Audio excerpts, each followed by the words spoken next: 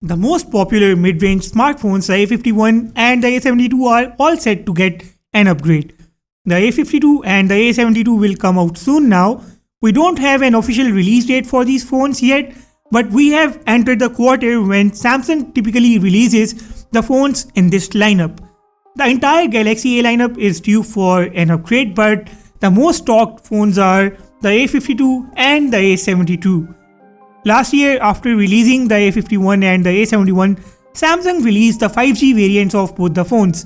But this year, Samsung is going to release the 5G variants along with the 4G variants. Both phones have been making rounds of the rumor mills for quite a while now, and we now have a number of leaks shaping these phones further. Let's talk about the Galaxy A52 first. In terms of the design, build and display, nothing is going to change much. The phone carries the same form factor. Some sources report it to be a bit taller and wider. The camera module at the back looks the same.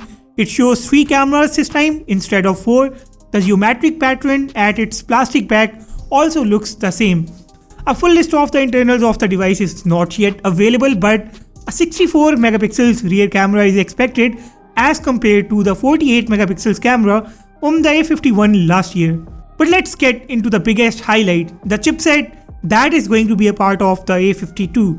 Until a few days back, it was speculated that the Exynos 1080 will power Samsung's upcoming mid-range phones, and many fans were pointing towards the A52 and the A72 for that matter. But a Geekbench benchmark score leak just came out, showing the A52 5G powered by the Qualcomm Snapdragon 750G chipset. At that point, it disappointed many users for not finding the Exynos 1080 in the phone, since the Exynos 1080 happens to be a 5G chipset, but the Snapdragon 750G being a much improved chipset in terms of performance, gaming, photography, and everything else was still acceptable to most of the users. But what's more disappointing is the chipset that is going to be in the A52 4G. A new Geekbench benchmark score leak confirms that the 4G A52 will be powered by the Snapdragon 720G chipset. Now this chipset is still more powerful than last year's Exynos 9611 of the Galaxy A51, but when the Snapdragon 750G is already there, why Samsung wants to keep the 4G A52 users deprived of improved performance and gaming? Just to give you guys a better idea, I did an analysis and a quick comparison of the A52 4G versus the A52 5G expected chipsets, the Snapdragon 720G versus the 750G comparison. Now the Snapdragon 750G uses the Cryo 570 Gold, the Cortex A77 clocked at 2.2 GHz. It uses 6 Cryo 570 A55 cores clocked at 1.8 GHz. The Snapdragon 720G on the other side uses 2 cores of Cryo 565 Cortex A76 clocked at 2.3 GHz and 6 Cryo 465 Cortex A55 cores clocked at 1.8 GHz.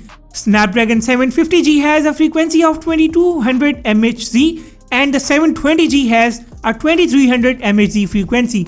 Now both are the 8nm chipsets. 750G uses the Adreno 619 GPU as compared to the Adreno 618 of the 720G. GPU frequency of the 750G is much higher. It is 950 MHz as compared to the 750 MHz of the 720G. 750G supports a RAM of up to 12 GB as compared to the RAM which is 8 gigs on the 720G. And last but not the least, the 750G supports 5G while the 720G doesn't. Samsung's Exynos chipsets were not that great, and Samsung offered the Exynos chipsets in most of the markets so far, and it offered the Snapdragon variants of its phones in a few select regions. And this kept most of the Samsung loyal users away from all the goodness that its Snapdragon phones offered. Samsung finally fixed its issues with the Exynos chipsets, and it improved the Exynos a whole lot more, and it finally gave its fans a new hope. But right when it fixed the Exynos and made everyone so much excited, it started doing something similar with the Snapdragon chipsets. Now Samsung will offer an improved mid-range device in a few select regions and offer an inferior version of the same device with the Snapdragon chipset in most of the regions where 5G isn't mainstream yet. The Snapdragon 720G is not bad at all, but the performance disparity between the 750G and the 720G is huge. But keep in mind that the 5G variant of the A52 is going to be costlier as well. And by the way, the last year's Redmi Note 9 series was all powered by the Snapdragon 720G chipset, and the brand new Redmi Note 9 series is powered by the 750G chipset. So we are going to be at least a generation behind in comparison to the Xiaomi phones. Now those are my personal few concerns about the chipset, but all in all the A52 with its sleek build, great display, Samsung's One UI on the top is going to be a great package. I am personally expecting the One UI 3 on this device on the top of Android 11, but only time will tell what we will get in the end. About the Galaxy A72 now, the phone which is going to replace one of the most popular mid-range devices, the Galaxy A71.